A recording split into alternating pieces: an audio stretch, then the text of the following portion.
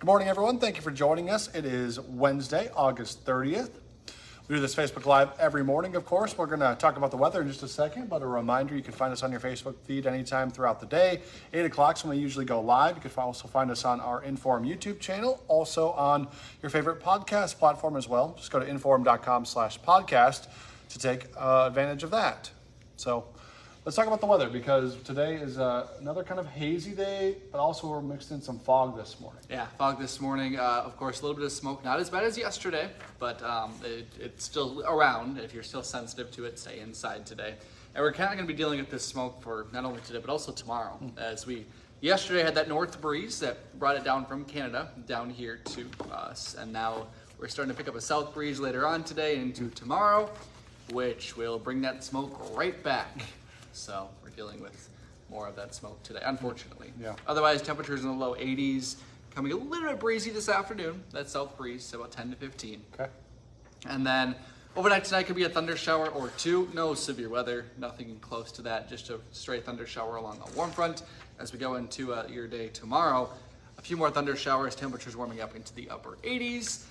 And then it's hot this weekend. Friday, Saturday, Sunday, Monday, for Labor Day weekend. All look hot. Like 90s hot. 90s, Real too hot. Hot. Humidity too. So if you want that last hurrah at the lake, this weekend is definitely, the forecast looks nice. We have a chance of thunder showers on Tuesday, but throughout the weekend it looks pretty dry, hot.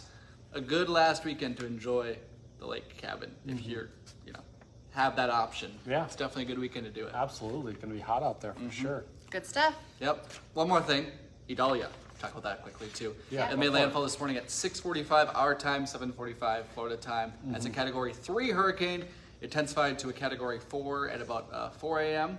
and then it goes downgraded to a Category 3 at 6 a.m. So, but of course you'll see a ton of stuff about that. National media, GMA is talking about it right now. Actually, we'll have it on the 11.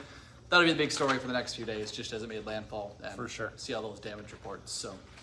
Yeah, Right. You said it made landfall in an area that's like a little less populated. Yeah, Is that so- right? yep. I mean, still obviously going to have a big impact. but- Exactly, yeah. So it made landfall in the Big Bend of Florida. And the Big Bend of Florida is a lot of marshland, forest. It's really not habitable. Yes, there are towns there, small towns, but the largest town is only about 10,000 people. So it's not like Orlando or Tampa or Miami, where millions of people are affected. Of course, there are people affected by this, and it's terrible. But this could be so much worse, because the majority of the spot where this made landfall is just marshland or forest, and that's good. And of course, it's kind of an area that if Florida was getting hit by a strong hurricane, you'd almost want that area to be hit, just because there's not as much human life on that area. There are humans live there. It's just not as densely populated as other places. So I guess it was a decent spot for it to hit, but still, Category 3 hurricane, nothing to mess around with. All right. Right, exactly. Okay, thank you, Dylan. Yep. Thanks. All right, well, this is a big story that we're tracking for you. Breaking on First News this morning. A man is waking up in jail this morning facing charges accused of threatening one of our local middle schools. 35-year-old James Donnelly was arrested just after 9 yesterday morning.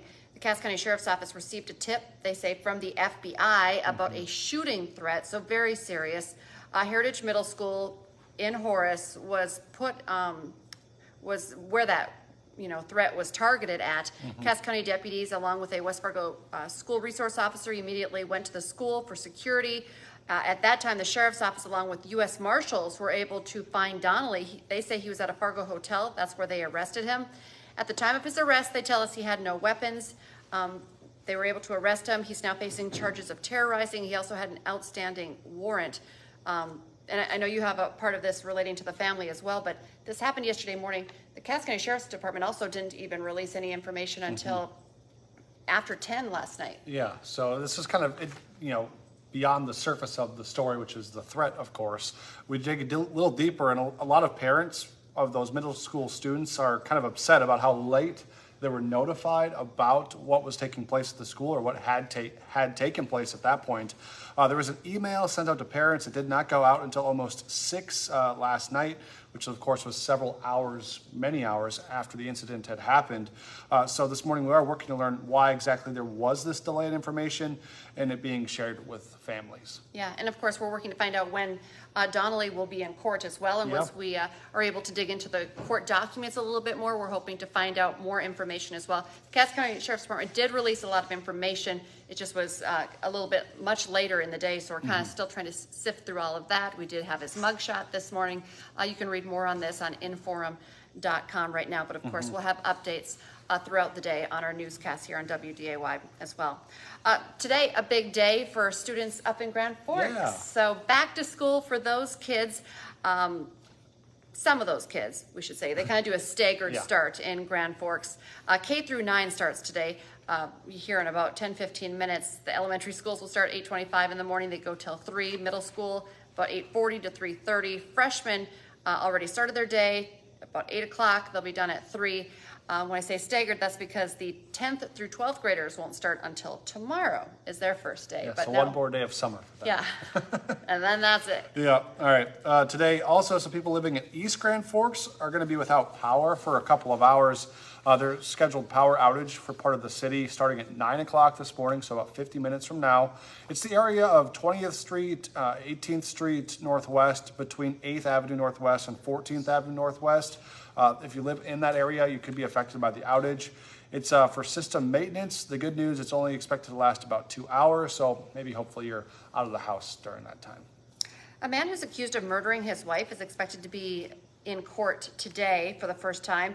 And this morning, we're also hearing from the woman's daughter. She's speaking out. 66-year-old Mary Corneliuson was killed just after 8 o'clock Monday night, according to police. They say 63-year-old David Corneliuson called 911 and said that his wife was dead on the couch.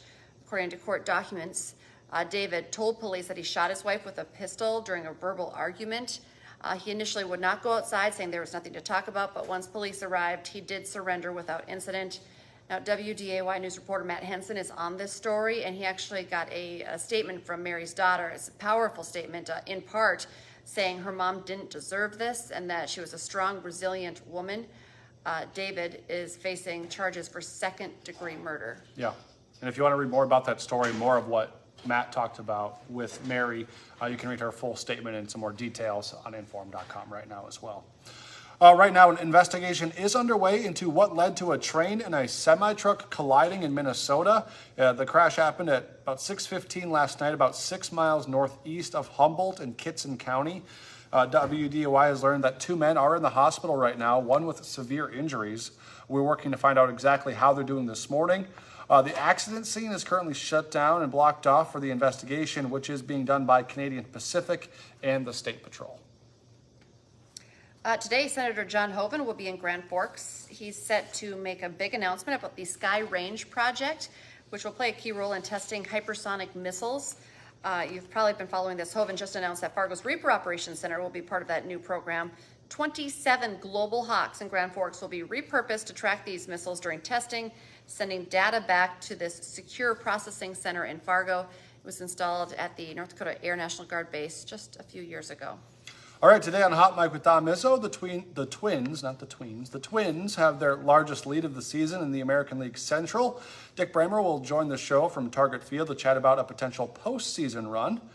Plus, the game of the week in town, Davies at Cheyenne, are set to square off, and we're going to preview that matchup. So join Dom from 9 to 11 on WDIY Extra and Inforum.com. Bison fans, can you believe this? It's now been 10 years since NDSU's big win over Kansas State, and this morning, Dom looks back with a special oral history on the anniversary that just went up this morning. You can check it out on Inforum.com. Yeah, and don't forget, you can get a good subscription deal to Inforum.com right now for 99 cents a month for your first 3 months.